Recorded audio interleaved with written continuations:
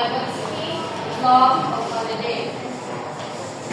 Live long holiday. First, we're going to talk about the importance of discourse theory in language acquisitions. It is a framework that emphasizes the role of communication, interaction, and context in the process of acquiring language. This theory sees language learning not simply as mastering a set of grammatical rules, but as acquiring the ability to participate in meaningful discourse. It focuses on how individuals use language in social contexts, how they learn to construct coherent and cohesive communication, and how discourse shapes and is shaped by the learner's linguistic development. The framework that I'm describing refers to communicative competence in language learning. It means that magkakalit ang language, hindi na siya about grammar or about vocabulary. But it's also about understanding kung saan paggamit sa language sa real-world situation. We have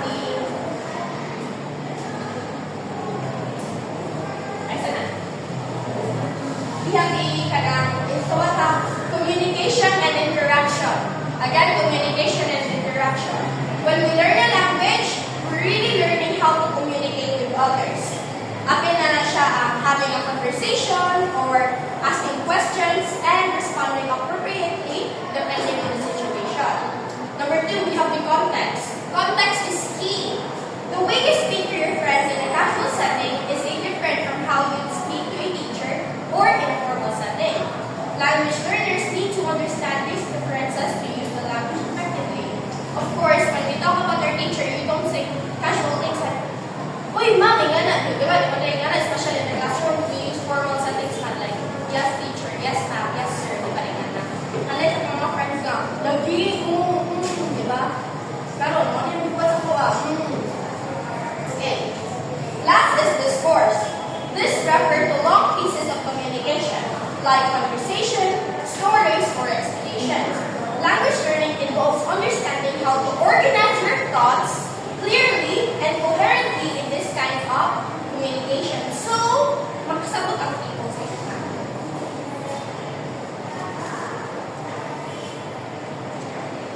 The key aspects of discourse theory and language acquisitions. We have language and social interaction, importance of context, communicative competence, negotiation of meaning, and discourse, markers, and coherence. Now let's talk about language and social interaction. Discourse theory presents that language acquisition is inherently tied to social interaction. Learners acquire language by engaging in communication with others in meaningful contexts. According to this view, language learning happens through participation in conversation, storytelling, and the other forms of discourse that are socially situated. This contrasts with traditional views that see language acquisition as an individual process of learning rules and structures. So in simple terms, kana siya kay may tabong through talking to others, dili lang kay memorize nimo ang rules.